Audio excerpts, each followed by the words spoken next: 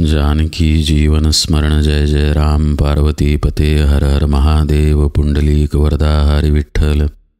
श्री अनंत कोटी ब्रह्मांड नायक राजाधिराज सच्चिदानंद सद्गुरु श्री ब्रह्मचैतन्य महाराज की जय।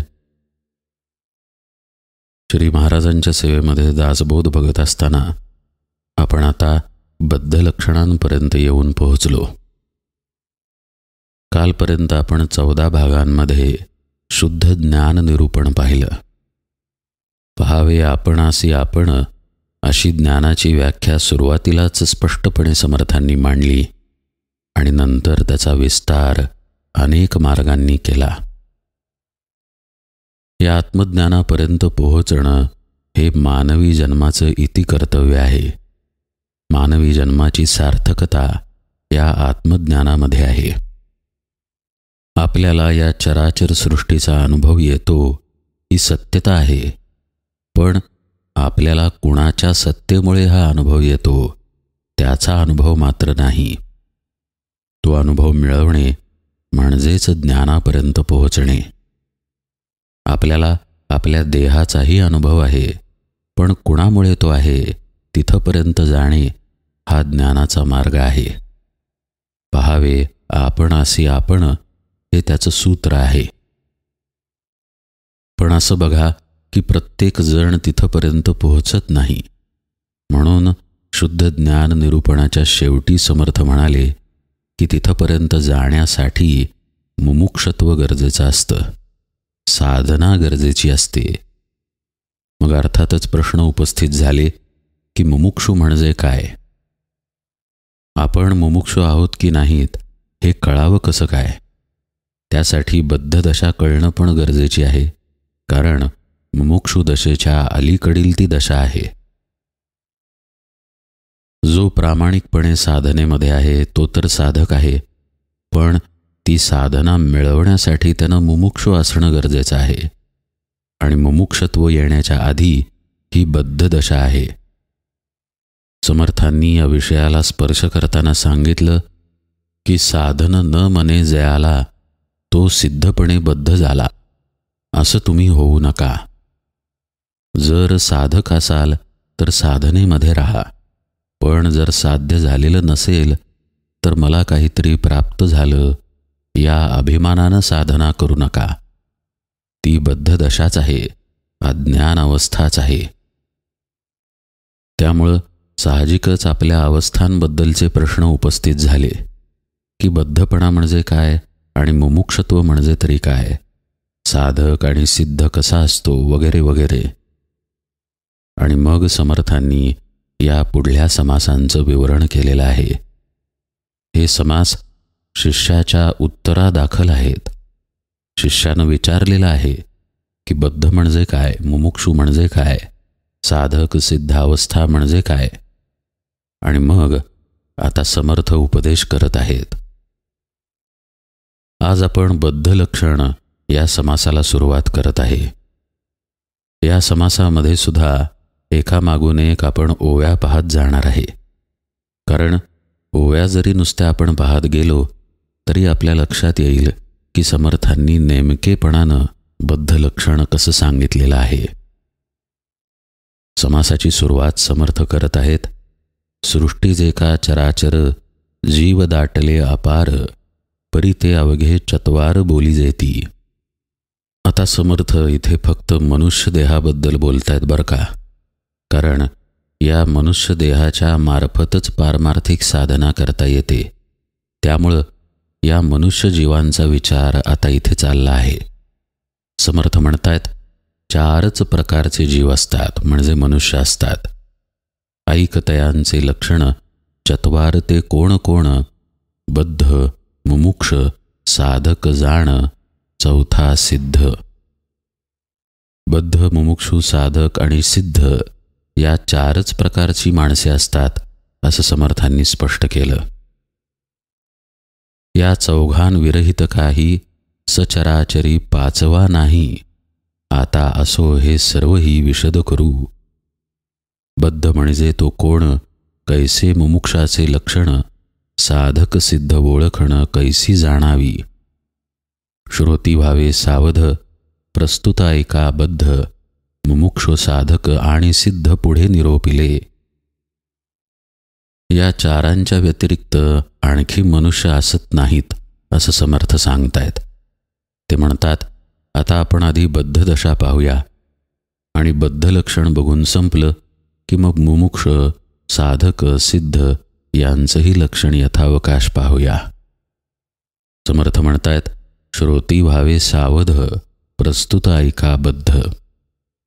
आपल्याला पुन्हा एकदा ते सावध व्हायला सांगतायत की आता नीट लक्ष द्या, आपल्या चित्तवृत्ती एकवटून माझा उपदेश ऐका असं ते सांगतायत.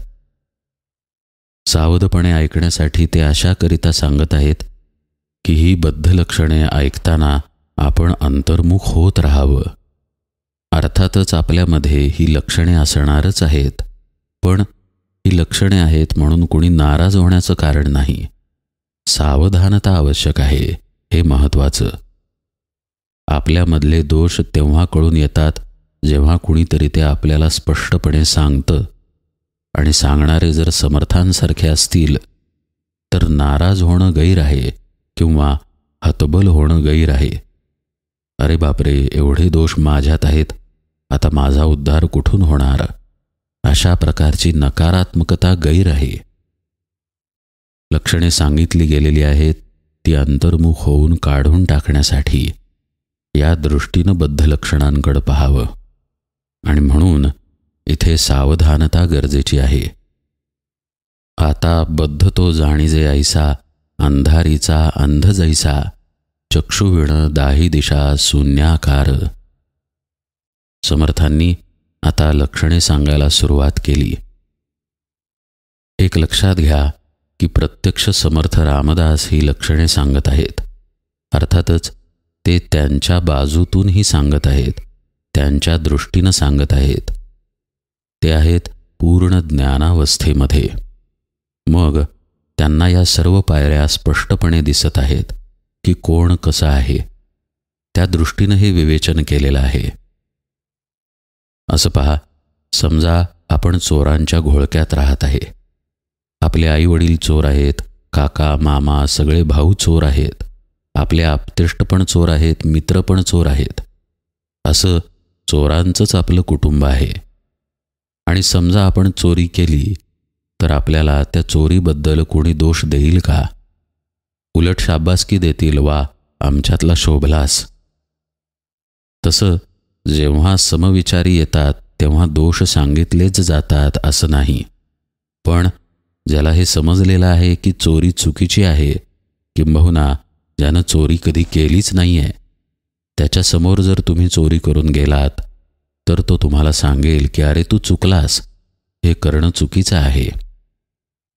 त्याच्याही पलीकडे जाऊन जर उपदेश करणारा श्रेष्ठ पदावरती असेल तर तो तुम्हाला आणखी कडक शब्दात सांगेल की चोरी केलीस तर हा मूर्खपणा आहे, आता तुला शिक्षा मिळणार. एकूण काय, जो आपल्याला उपदेश करत आहे तो कोणत्या पायरीवरती आहे, त्याच्या उपदेश करण्यामागे काय हेतू आहे, तो स्वतः कोण आहे, हे समजून घेणं पण गरजेचं आहे. म्हणूनच आपण समर्थांकडे पाहणं आवश्यक आहे. समर्थ रामदास हे सद्गुरूपदी आहेत आणि आपल्याला ते उपदेश करत आहेत. ते स्वतः आत्मज्ञानी पुरुष आहेत, संत आहेत, आणि मग तिथून आपल्याला बद्धपणा सांगत आहेत. अर्थातच ते सुरुवातीलाच सांगतात की बद्ध हा खऱ्या अर्थानं आंधळा असल्यासारखा आहे, कारण स्वतः ते प्रकाशामध्ये आहेत, आत्म्याच्या ठिकाणी स्थिर आहेत. साहजिकच त्यांच्या सापेक्ष बद्धपणा हा त्यांना अत्यंत खटकणारा दुर्गुण आहे. समर्थ काय म्हणतायत पहा, कसा असतो बद्ध. आता बद्ध तो जाणीजे ऐसा, अंधारीचा अंध जैसा. अंधारात चाचपडणाऱ्या आंधळ्या माणसासारखी बद्धाची अवस्था असते असं ते म्हणतात. म्हणजे मुळात आधी अंधार, त्यात स्वतःही आंधळा, आणि मग तो चाचपडत आहे. इतकी अज्ञानावस्था ही आहे. एकूण काय, त्याला आपण काय करत आहोत या गोष्टीचं भान असत नाही. त्यात आपलं भलं आहे की नाही, त्यात आपलं किती नुकसान आहे याचं काहीही भान त्याला असत नाही. जन्म आहे म्हणून तो केवळ जगत राहतो. अन्न खाणे आणि जगत राहणे, श्वास घेत राहणे एवढंच तो करत राहतो. समर्थ म्हणतायत, चक्षुविण दाही दिशा शून्याकार. जसा आंधळ्याला दाही दिशा अंधारमयच असतात, तसं या बद्ध व्यक्तीचं असतं. त्याच्यामध्ये बुद्धीचा अंधकार असतो. त्याला चांगलं वाईट कळत नाही, कशात आपलं कल्याण आहे तेही कळत नाही, आणि कशानं आपलं नुकसान आहे तेही कळत नाही. सर्वच बाबतीत अंधार. कुणी काही सांगायला गेलं तर तो ऐकणार नाही आणि आपल्याच मनाचं करत राहील. हेच त्या बुद्धीचा अंधकारमय असणं. समर्थांनी लक्षणं सांगण्याची सुरुवात अत्यंत कडकपणे केली, पण इलाज नाही. आपण पाहिलं की ते त्यांच्या सापेक्ष बोलत आहेत. आत्मज्ञानी असलेले समर्थ आपल्याला उपदेश करत आहेत. पण इथं हे पाहणं गरजेचं आहे की इतक्या कडक शब्दात ते उपदेश का करत आहेत. त्याचं कारण आहे आपल्याप्रती वाटणारी कणव. आपला उद्धार व्हावा म्हणूनच त्यांची ही भाषा आहे. आपल्याला आपली चूक स्पष्टपणे कळून यावी म्हणून त्यांची ही भाषा आहे. आपल्याला जर समजुतीनं घेतलं तर आपण इतके खट्याळ बुद्धीचे आणि मनाचे आहोत की आपण असेच करत राहू, आणि हे समर्थांना नको आहे. म्हणून ते स्पष्टपणे आपले दुर्गुण आपल्या समोर ठेवतात. पुढे आता समर्थ काय म्हणतायत पहा. भक्त ज्ञाते तापसी, योगी वीतरागी संन्यासी, पुढे देखता दृष्टीसी येणार नाही. समर्थ आता एक प्रकारे बद्ध व्यक्तीचं अंधपण सांगत आहेत की कसा तो आंधळा असतो. इथे अंधपण हे रूपकात्मक आहे बरं का. आपल्याला दिसत नाही म्हणजे आपण आंधळे हे तर उघडच आहे, पण आपण बऱ्याच बाबतीत आंधळे असतो, डोळे झाक करतो, हे समर्थांना सुचवायचं आहे. समर्थ बद्धाचं लक्षण सांगताना काय म्हणतायत पहा. भक्त ज्ञाते तापसी, असे जे लोक आहेत, भक्त ज्ञानी तापसी योगी विरक्त संन्यासी, हे अशा व्यक्तीसमोर आले तरी ते त्याला दिसत नाहीत. जणू काही तो त्यांच्याकडे दुर्लक्ष करतो. त्याला असं वाटतं आपणच श्रेष्ठ आहोत, म्हणजे तो त्यांना जाणू शकत नाही, असं समर्थ म्हणतायत. अशा व्यक्ती समाजामध्ये दिसतात आणि हे दुर्गुण आपल्यामध्येही असतात. त्यामुळं ही लक्षणे ऐकताना आपण जर काही करायचं असेल तर आपल्यातले दुर्गुण तपासायचे आहेत. अरे बापरे, अमुक एक तसाच आहे असा दुसऱ्यामधला दोष पाहू नये. प्रत्येक ओवी समर्थ आपल्यालाच सांगत आहेत अशा दृष्टीनं ती ऐकावी. पुढची ओवी पहा. समर्थ म्हणतायत, न दिसे नेणे कर्माकर्म, न दिसे नेणे धर्माधर्म, न दिसे नेणे सुगम परमार्थ पंथ. चांगलं काय वाईट काय, धर्म काय अधर्म काय, हे जणू त्याला कळतच नाही, दिसतच नाही. आपला एक स्वभाव असतो पहा. सत्व रज तम या गुणांनी मिळून हा स्वभाव बनलेला असतो. कुणी जास्त तमोगुणी असतो तर कुणी रजोगुणी, तर कुणी थोडासा सत्वगुणी. जे काही आपल्या स्वभावानुसार आपल्या मनात येतं, ज्या काही उर्मी आपल्यामध्ये येतात, त्या उर्मींनुसार फक्त जगत राहणं असं बद्ध मनुष्य करतो. हे चांगलं आहे की वाईट, कर्म नेमकं कशा स्वरूपाचं आहे याचा विचार त्याच्यापाशी असत नाही. धर्म अधर्म तर सोडूनच द्या. प्रेरणा आली आणि कर्म केलं अशा पद्धतीनं तो वर्तन करतो, जणू एखादं जनावर असावं. कुत्र्याला पहा, चावायची प्रेरणा येते आणि मग तो चावतो. मग ज्याला आपण चावत आहे ते हाड आहे की मांस आहे, की आपल्याला पाळणारा मालक आहे की इतर कुठला प्राणी आहे, हे तो पाहत नाही. किंबहुना कधीकधी तर समोरची गोष्ट निर्जीव असते, दगड असतो, लाकूड असतं, तरी कुत्रं त्याला चावायला जातं. का तर चावण्याची प्रेरणा आली आणि चावून टाकलं. बद्धाचं अगदी असंच आहे. कर्माबद्दलचा विचार नाही, धर्माबद्दलचा विचार नाही आणि परमार्थाचा तर त्याहून नाही. खरं म्हणजे परमार्थ हा अत्यंत सुगम मार्ग आहे, पण त्याला तो दिसत नाही. अहो, आपल्या साध्या कर्मांच्या बाबतीत ज्याच्यापाशी विवेक नाही त्याला परमार्थ मार्ग कसा दिसणार? पण अशी दशा मनुष्यांची असते हे परखडपणे समर्थांनी सांगितलंय, हे जास्त महत्त्वाचं आहे. आपल्याला आपली कर्मे तपासता येतील. आपण कुठल्या भावानं कर्मांमध्ये गुंततो ते आपल्याला पाहता येईल. केवळ उर्मी आली म्हणून आपण काहीतरी खायला गेलोय का आपण खाण्याच्या आधी विचार केलाय हे आपल्याला शिकता येईल. पुढे ते म्हणतात, तयास न दिसे सच्छास्त्र, सत्संगती सत्पात्र, सन्मार्ग जो का पवित्र, तोही न दिसे. काहीच कळत नाही त्याला. शास्त्र कळत नाही आणि संगतीही कळत नाही की कुणाची धरावी. काय सत्पात्र आहे, काय पवित्र आहे, काय अपवित्र आहे, यातला भेदही कळत नाही. म्हटलं नाही का, एखादं जनावर जसं उर्मीच्या मागे अंधपणानं जातं, तशी ही व्यक्ती चारीही नव्हे 10 दिशांना अंध असते. मनात उर्मी आली आणि कर्म केलं, मग तिथे जसा कर्मांचा धर्माचा विचार नाही तसाच शास्त्राचाही विचार नाही.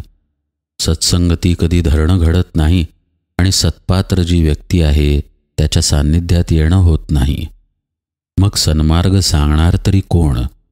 आणि समजा कुणी तो आपल्याला सांगितला तर ऐकण्याची वृत्ती तरी असायला नको का? पुष्कळ चोरटे लोक पोलिसांना मिळतात पहा. पोलीस समजूत घालतात की अरे पुन्हा करू नको, पकडीन तुला आणि मारीन. पण ते ऐकतात का?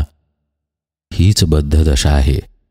पुन्हा पुन्हा चोरीच करायला जातात, पुन्हा पुन्हा दुसऱ्याचं लुबाडायलाच जातात, समज देऊनही, मार देऊनही. एकूण काय तर कळतच नाही आपलं कशात भलं आहे, कळतच नाही की योग्य संगती धरावी. अशा प्रकारची ही अंध अवस्था आहे. एकूण खूप भीषण स्थिती ही मनुष्य जन्माची असते, पण ती असते ही वस्तुस्थिती नाकारता येत नाही. समर्थ पुढे म्हणतात, न कळे सारासार विचार, न कळे स्वधर्म आचार, न कळे कैसा परोपकार दान पुण्य. नाही पोटी भूतदया, नाही सुचुष्मंत काया, नाही जनासी निववावया वचन मृद. न कळे भक्ती, न कळे ज्ञान, न कळे वैराग्य, न कळे ध्यान, न कळे मोक्ष, न कळे साधन, या नावबद्ध. खरं म्हणजे काहीही विवरण करण्याचीही गरज नाही, इतक्या सुस्पष्ट या ओव्या आहेत. सारासार विचार नसणं, स्वधर्माबद्दलचा आचार नसणं, दुसऱ्या बाबतीत परोपकार करण्याची बुद्धी नसणं, दान पुण्य करण्याची बुद्धी नसणं, भूतदया अंगामध्ये नसणं, शुचिष्मंत काया म्हणजे शरीरसुद्धा पवित्र न ठेवणं, आणि वचनामध्ये अत्यंत कठोरता असणं. सगळी बद्ध दशेची वर्णनं समर्थ करतायत. अहो, रस्त्यामध्ये एखादं कुत्र्याचं पिल्लू भोकेला असेल, ओरडत असेल, तर त्याच्यावरती दया येणं ही किती स्वाभाविक गोष्ट आहे. पण ती सुद्धा बद्धांमध्ये असत नाही. जाऊ दे तिकडे, मरे नाका, अशा पद्धतीचा भाव चित्तामध्ये येतो. समर्थ त्याचंच वर्णन करतायत, नाही पोटी भूतदया. मनुष्य झाला तर पुण्यवान होऊ शकतो, नव्हे नराचा नारायण होऊ शकतो. पण अधमतेकडे गेला तर जनावरापेक्षाही वाईट होऊ शकतो, ही तथ्यता आहे. न कळे भक्ती, न कळे ज्ञान, कशी ही दशा आहे पहा. भक्तीचा स्पर्श नाही, ज्ञानाचा स्पर्श कुठून होणार? आणि ज्ञान जरी मिळालं तरी ते टिकणार कसं? जरी काही अनुभव आला तर अशी बद्ध व्यक्ती त्या अनुभवाच्या अहंकारामध्येच जाते. अनुभव भक्तीने आलेला आहे हे ती विसरते. वैराग्य विचार, ध्यान विचार, मोक्ष विचार, साधन विचार तर बद्धापाशी असतच नाही. आपला देह, या देहामार्फत सुरू असलेलं जीवन कुणाच्या तरी सत्तेनं सुरू आहे याची जाण बद्धाला असत नाही, आणि त्यामुळं तो कुणापुढेही हात जोडत नाही, कुणालाही शरण जात नाही आणि आपल्याला सुधारण्याचा प्रयत्नही करत नाही. आता पुढच्या ओव्यांमध्ये समर्थांनी या नावबद्ध अशा मार्गांनी अनेक लक्षणे सांगितली आहेत. पुढे ते काय म्हणतायत पहा. नकळे देव निश्चयात्मक, नकळे संतांचा विवेक, नकळे मायेचे कौतुक या नावबद्ध. नकळे परमार्थाची खूण, नकळे अध्यात्म निरूपण, नकळे आपणासी आपण या नावबद्ध. नकळे जीवाचे जन्ममूळ, नकळे साधनाचे फळ, नकळे तत्वता केवळ या नावबद्ध. देवासंबंधीचं निश्चयात्मक ज्ञान नसणं, संतांचा विवेक किंवा मायेचा जो पसारा आहे त्याबद्दल काहीही न कळणं, याला समर्थांनी बद्धदशा म्हटलेलं आहे. या लक्षणाचा विचार केला तर कळेल की जो साधन मार्गावरती आहे तो सुद्धा एक प्रकारे बद्धच असतो. कारण साधना जेव्हा सुरू आहे तेव्हा देवासंबंधीचा निश्चयात्मक विचार नसतो, देवाबद्दलचं निश्चयात्मक ज्ञानही नसतं. तिथपर्यंत पोहोचण्याचा तो प्रयत्न करत असतो, म्हणून साधक असतो. याचा अर्थ असा की साधना जर सोडली तर तो बद्धच आहे आणि म्हणूनच ती सोडू नये असा बोध शुद्ध ज्ञान निरूपणाच्या शेवटी समर्थांनी केला की प्रामाणिकपणे तुम्ही साधक म्हणून राहा, म्हणजे तुमची दशा बदलून सिद्धावस्थेकडे तुम्ही जाल. पहा ना, देवासंबंधी निश्चयात्मक ज्ञान नसणं किंवा संतांचा विवेक न कळणं, मायेचं स्वरूप न कळणं ही बद्धदशा आहे. हीच तर आपली असते जेव्हा आपण साधनेमध्ये असत नाही.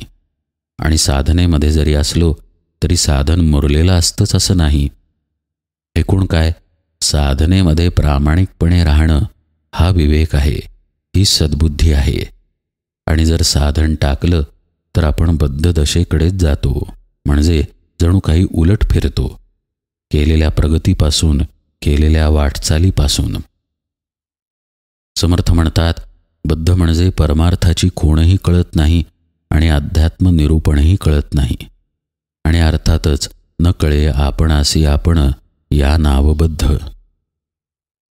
परमार्थाची खूण म्हणजे काय? परमार्थाची खूण म्हणजे सद्गुरुपदिष्ट साधना आणि अध्यात्म निरूपण सद्गुरुपदिष्ट साधनेलाच विस्तार करून सांगितलं जातं. हे दोन्हीही त्याला कळत नाही. का कळणार? कारण त्यानं तर पाठ फिरवलेली आहे अहंकारामुळं. मला काही अनुभव आला किंवा मला काही साध्य झालं अशा पद्धतीचा अभिमान जर आला तर साधनेकडे मनुष्य पाठ फिरवतो. त्याला अध्यात्म निरूपण कानावर येऊनही कळत नाही. जसं त्या चोराचं होतं पहा. पोलीस सांगतात की चोरी करू नको, चोरी करू नको हे वाक्य कानावर पडतं, पण कळतं कुठे? तिथून बाहेर पडल्या पडल्या तो चोरी करायलाच जातो आणि पुन्हा पकडला जातो. तसं बद्धाचं होतं. त्याला अध्यात्म निरूपण कळत नाही म्हणजे शाब्दिक कळत नाही असं नव्हे. निरूपण तो आपल्या आतमध्ये घेत नाही, तो त्याला अनुसरण्याचा प्रयत्न करत नाही आणि अर्थातच त्यामुळे तो ज्ञानाकडं वाटचाल करत नाही. आपल्याला आपण कळणं म्हणजे तर ज्ञानाचं लक्षण झालं. समर्थ म्हणतायत, न कळे आपणासी आपण या नावबद्ध. म्हणजे काय? तर ज्याला स्वतःची ओळख नाही तो बद्धच आहे, पण किमान त्यानं त्या दिशेनं वाटचाल तरी करावी. पण ती वाटचालही बद्ध करत नाही, कारण त्याला परमार्थाची खूण आणि अध्यात्म निरूपण कळत नाही, ते तो समजून घेत नाही. म्हणून समर्थ म्हणतायत, न कळे जीवाचे जन्ममूळ, न कळे साधनाचे फळ. आता या दोन्ही गोष्टी जर अध्यात्म निरूपण ऐकलं, आतमध्ये घेतलं तर कळून येतात. जन्म घेणे लागे वासनेच्या संगे हे जन्माचं मूळ आहे, पण या वासनेला ओळखण्यासाठी परमार्थाकडे वाटचाल करावी लागते, संत संगती करावी लागते आणि संत सद्गुरूंच्या मुखातून श्रवण करावं लागतं. ते जर घडलं नाही तर जीवाला त्याच्या स्वतःचं जन्ममूळ कळणार तरी कसं? आणि साधनेचं फळ तरी कसं कळणार जर निरूपण ऐकलंच नाही तर?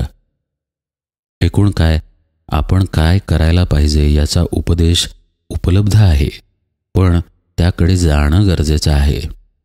जसं केस कापण्याचं ठिकाण आहे, पण तिकडे न जाता मी घरीच बसलो तर कोण केस कापणार? निदान व्यक्तीला घरी बोलवावं लागतं की केस कापा, किंवा आपण तरी तिथे जावं लागतं. तसं ज्याला जन्ममूळ शोधायचं आहे त्यानं किमान त्या दिशेनं वाटचाल करावी लागते. पण या पद्धतीचं अंतर्मुखत्व त्या व्यक्तीमध्ये असतच नाही. तो हालचाल काय करणार आणि काय जाणण्याची धडपड करून घेणार? समर्थ म्हणतायत, न कळे तत्वता केवळ या नावबद्ध. यातलं काहीही ज्याला कळत नाही किंवा जाणून घेण्याची ज्याला इच्छा असत नाही, तो बद्ध आहे. बरं, ही दशा इतकी दयनीय आहे की आपल्याला कळत नाही आहे हेही आपल्याला कळत नाही, अशी ही दशा. समर्थ काय म्हणतायत पहा, न कळे कैसे ते बंधन, न कळे मुक्तीचे लक्षण, न कळे वस्तू विलक्षण या नावबद्ध.